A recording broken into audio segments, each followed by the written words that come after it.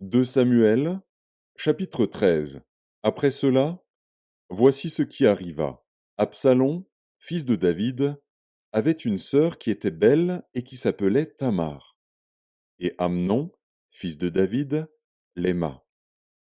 Amnon était tourmenté jusqu'à se rendre malade à cause de Tamar, sa sœur, car elle était vierge, et il paraissait difficile à Amnon de faire sur elle la moindre tentative.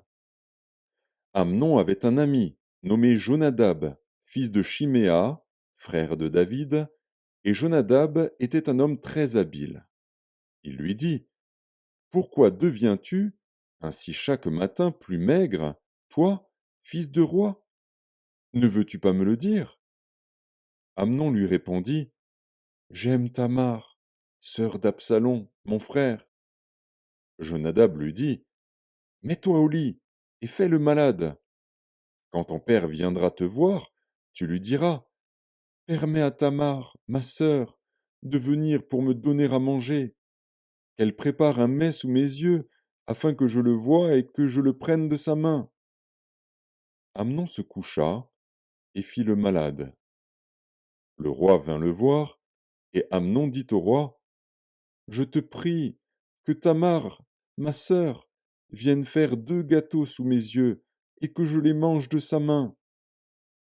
David envoya dire à Tamar dans l'intérieur des appartements, va dans la maison d'Amnon, ton frère, et prépare-lui un mets. Tamar alla dans la maison d'Amnon, son frère, qui était couché. Elle prit de la pâte, la pétrit, prépara devant lui des gâteaux, et les fit cuire. Prenant ensuite la poêle, elle les versa devant lui. Mais Amnon refusa de manger. Il dit, faites sortir tout le monde. Et tout le monde sortit de chez lui. Alors Amnon dit à Tamar, apporte le mets dans la chambre, et que je le mange de ta main. Tamar prit les gâteaux qu'elle avait faits, et les porta à Amnon, son frère, dans la chambre. Comme elle les lui présentait à manger, il la saisit et lui dit, viens, couche avec moi, ma sœur. Elle lui répondit, non, mon frère, ne me déshonore pas, car on n'agit point ainsi en Israël. Ne commets pas cette infamie. Où irais-je, moi, avec ma honte? Et toi, tu serais comme l'un des infâmes en Israël. Maintenant, je te prie, parle au roi, et il ne s'opposera pas à ce que je sois à toi. Mais il ne voulut pas l'écouter. Il lui fit violence, la déshonora et coucha avec elle. Puis Amnon eut pour elle une forte aversion, plus forte que n'avait été son amour. Et il lui dit, lève-toi, va-t'en. Elle lui répondit, n'augmente pas, en me chassant, le mal que tu m'as déjà fait.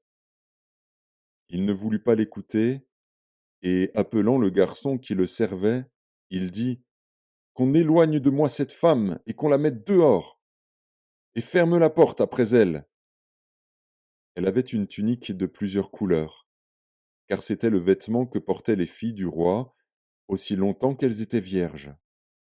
Le serviteur d'Amnon la mit dehors, et ferma la porte après elle.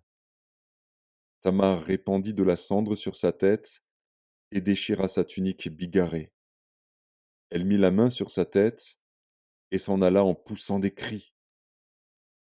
Absalom, son frère, lui dit, Amnon, ton frère, a-t-il été avec toi? Maintenant, ma sœur, tais-toi, c'est ton frère. Ne prends pas cette affaire trop à cœur. Et Tamar, désolée, demeura dans la maison d'Absalom, son frère. Le roi David apprit toutes ces choses, et il fut très irrité. Absalom ne parla ni en bien ni en mal avec Amnon, mais il le prit en haine, parce qu'il avait déshonoré Tamar, sa sœur. 2 ans après, comme Absalom avait les tondeurs à Baal-Hatsor, près d'Éphraïm, il invita tous les fils du roi. Absalom alla vers le roi et dit, voici, ton serviteur a les tondeurs, que le roi et ses serviteurs viennent chez ton serviteur.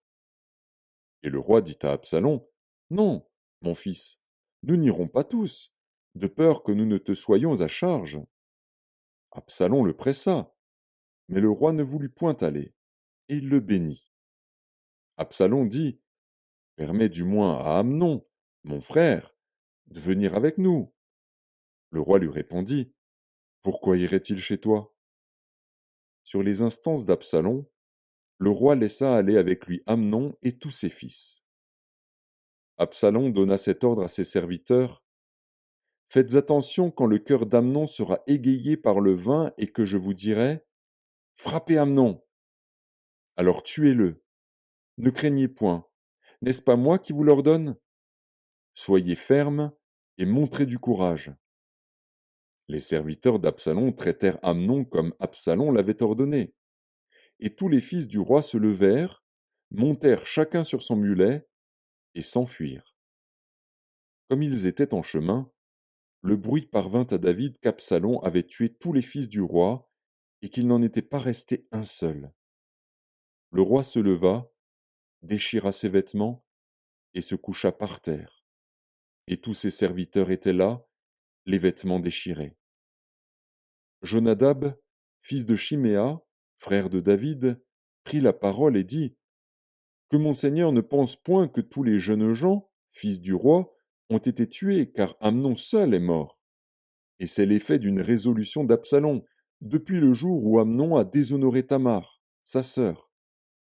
Que le roi mon seigneur ne se tourmente donc point dans l'idée que tous les fils du roi sont morts, car Amnon seul est mort.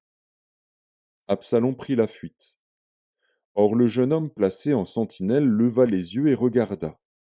Et voici, une grande troupe venait par le chemin qui était derrière lui, du côté de la montagne. Jonadab dit au roi, voici les fils du roi qui arrivent. Ainsi se confirme ce que disait ton serviteur. Comme il achevait de parler, voici, les fils du roi arrivèrent. Ils élevèrent la voix et pleurèrent. Le roi aussi et tous ses serviteurs versèrent d'abondantes larmes.